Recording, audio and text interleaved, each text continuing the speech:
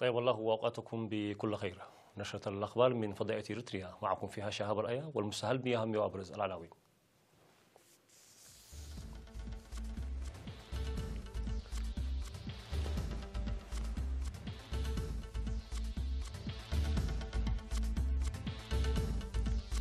الاحتفال باليوم العالمي للمرأة.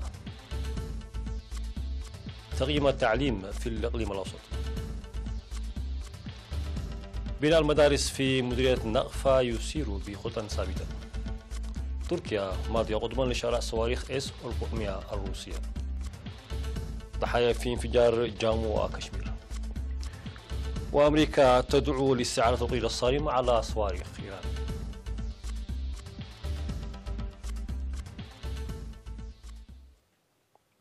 مرحبا بكم. احتفلت المرأة الإريترية بالثامن من مارس اليوم العالمي للمرأة بحفل بهيج في قاعة الإكسبو بأسمرة بحضور رئيس الاتحاد الوطني للمرأة سيدة تقى تسفا ميكائيل وحاكم الإقليم الأوسط اللواء رمضان عثمان أولياي والوزراء والمسؤولين والدبلوماسيين وممثلي المنظمات الدولية. وأوضحت مسؤولة الاتحاد الوطني للمرأة في الإقليم الأوسط السيدة ألم بلاي في المناسبة أن احتفال هذا العام يعتبر استثنائيا لمجيئه بعد انتهاء مرحلة اللا حرب ولا سلم وفي ظل مرحلة سلام مبشرة، مما يحملنا من جانب آخر مسؤولية كبيرة لبناء البلاد، مشددة على أهمية تعزيز مشاركة المرأة ومساهمتها. من جانبه أوضح حاكم الإقليم الأوسط اللواء رمضان عثمان أولياي دور ومساهمة الجبهة الشعبية في مسيرة مساواة المرأة، وأعرب عن ثقته لمواصلة المرأة في المرحلة الجديدة المشاركة والتفاني الذي أثبتته في المراحل السابقة. وقالت منسقة مكاتب الأمم المتحدة في إريتريا الآنسة سوزان نغونغو إن نضالات المرأة الإريترية للمساواة والنجاحات التي حققتها تعتبر مثالا، ولديها الثقة لمواصلتها النضال بفكر جديد في المرحلة الجديدة.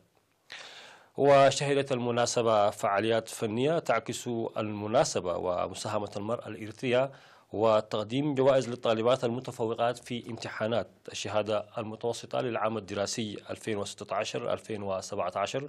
وتجري الاحتفالات بالثامن من مارس في مختلف أرجاء البلاد. قام مكتب التعليم في الإقليم الأوسط في اجتماع عقده في 7 من مارس بأسمرة البرامج نصف السنوية المنفذة من شهر سبتمبر 2017 وحتى يناير 2019. وقدم في الاجتماع الذي حضره مسؤولو أقسام وزارة التعليم والمدير العام لقسم الخدمات الاجتماعية بالإقليم الأوسط وأعضاء المجلس ولجنة الآباء، قدم تقييما لأنشطة 7 مديريات ومؤسسات التعليم المهني الخاصة. وقيم الاجتماع نسبة النجاح ومقاطعة الدراسة وأسبابها والأوضاع العامة للمدارس ونواقصها. وأشير في الاجتماع إلى وجود نقص في المعلمين في مديريات قال نفحي وبريخ وسرجغة، وأوضاع مقلقة للبنى التحتية في بعض المدارس، وعدم تأهيل المعلمين الجدد.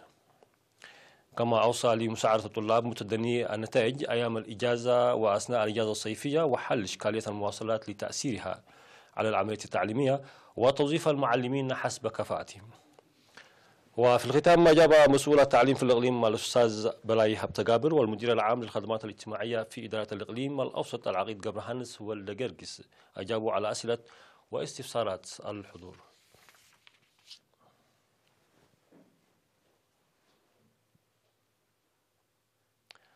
أشار السيد طاهر محمد إبراهيم المشرف على المشاريع في مديرية نقفة إلى اكتمال 80% من عملية بناء المدارس الجارية للتقليل من إشكالية قلة المدارس في المديرية.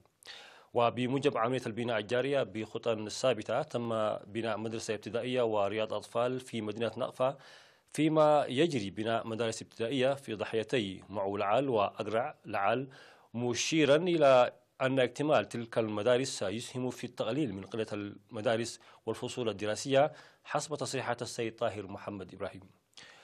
وأوضح سكان الضحيتين بأن الطلاب والمعلمين كانوا يواجهون إشكاليات في تسيير أنشطتهم التعليمية نتيجة لقلة المدارس وضيق الفصول الدراسية، معبرين عن أمنيتهم الكبيرة في أن تحل الإشكاليات بعد اكتمال تلك المدارس.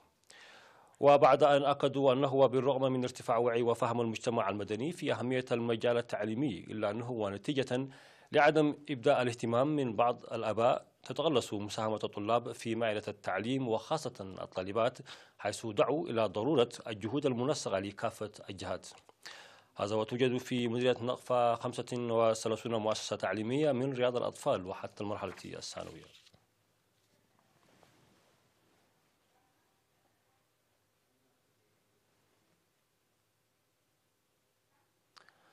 تم القبض على 3 مواطنين اثيوبيين دخلوا الى اريتريا عبر معبر حمرة في 5 مارس وبحوزتهم $4400 امريكي مزيف، حيث حاولوا التلاعب بالشعب، وذلك بمتابعة الشرطة في اقليمي القاش بركة والاقليم الاوسط. والمتهمين الثلاث هم تسفاي حاغوس وسسن هايلي وجيشو ساغاي من شيري عند سلاسي باقليم تجراي، حيث قاموا بصرف $3000 مزيف ب55,000 نقفة في أسواق العاصمة أسمرة، فيما تم القبض على $1400 مزيف في حوزتهم حسب المعلومات التي أدلى بها قسم العلاقات العامة للشرطة الإريترية لوكالة الأنباء الإريترية إيرنا.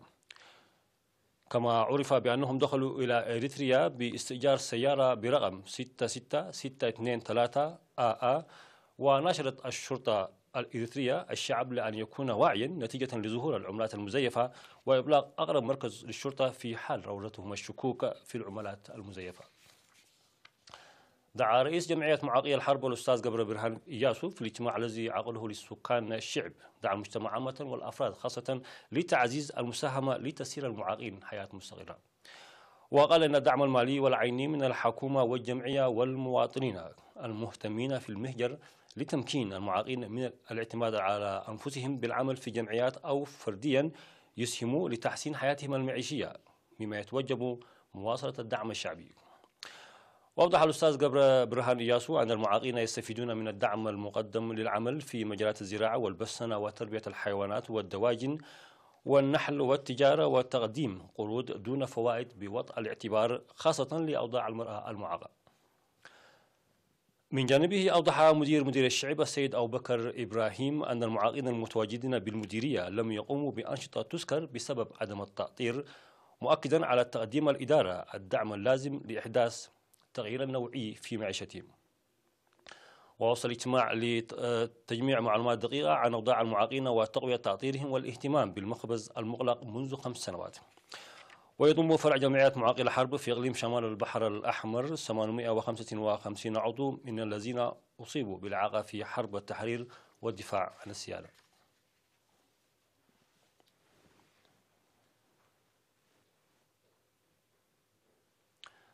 مشاهدينا فاصل ثم الأنباء على الصعيد العالمي.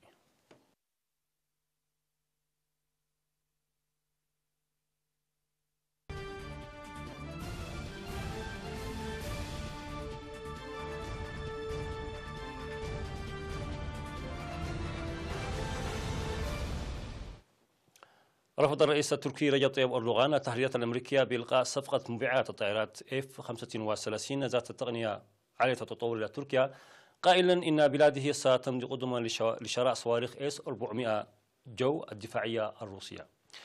وقال أردوغان خلال مقابلة تلفزيونية إن تركيا يمكن أن تأخذ بعين الاعتبار في المستقبل صفقة شراء صواريخ S-500 الروسية الأكثر تطورا، وقال إن الدفعة الأولى من صواريخ S-400 ستتسلمها تركيا خلال شهر يوليو المقبل.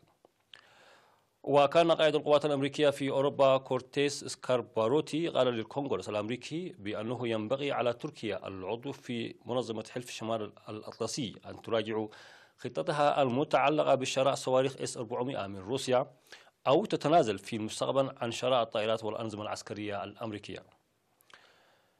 وكانت الولايات المتحدة وحلفائها في منظمة حلف شمال الأطلسي اشتكوا مرارا بشأن عملية الشراء التركية، قائلين إنها لا تتطابق مع أنظمة أخرى لدى الحلف وإنها ستشكل تهديدا أمنيا.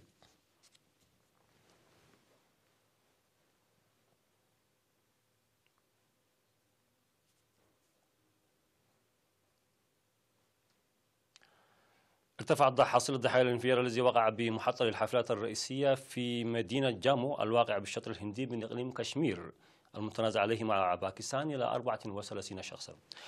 وذكرت شبكة إنديا تي في الهندية أن ارتفاع حصيلة الضحايا جاء بعدما لقي شخص مصرعه وأصيب 33 آخرون إثر انفجار قنبلة بالمحطة، مشيرة إلى أنه تم نقل كافة المصابين إلى المستشفى لتلقي العلاج، ومن بينهم 5 في حالة حرجة. وأضافت الشبكة أن قوات الشرطة فرضت طوقا أمنيا حول منطقة الانفجار. يذكر أن الانفجار يأتي في أعقاب حادثة مقتل أكثر من 40 جنديا هنديا في الشطر الهندي من إقليم كشمير الشهر الماضي، حيث أعلنت جماعة جيش محمد المتشددة والتي تتمركز في باكستان مسؤوليتها عن الحادثة.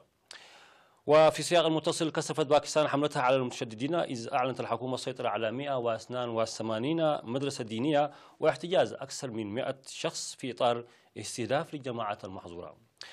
وتواجه إسلام آباد ضغوطا من قوى عالمية للتحرك ضد جماعات تنفذ هجمات في الهند، بما في ذلك جماعة جيش محمد.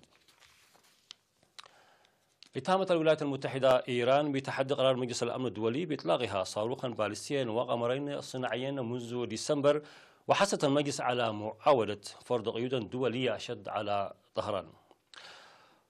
وطلب قرار للأمم المتحدة عام 2015 إيران بالإحجام ل8 سنوات عن تطوير الصواريخ الباليستية المصممة لحمل أسلحة نووية في أعقاب اتفاق مع 6 قوى عالمية. وتقول بعض الدول إن لغة القرار لا تجعله إلزاميا.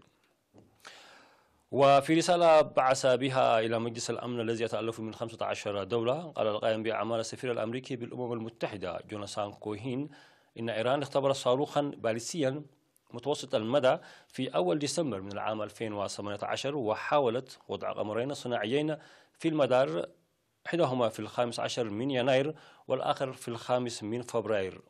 وتقول إيران إن صواريخها لا تستهدف حمل أسلحة نووية.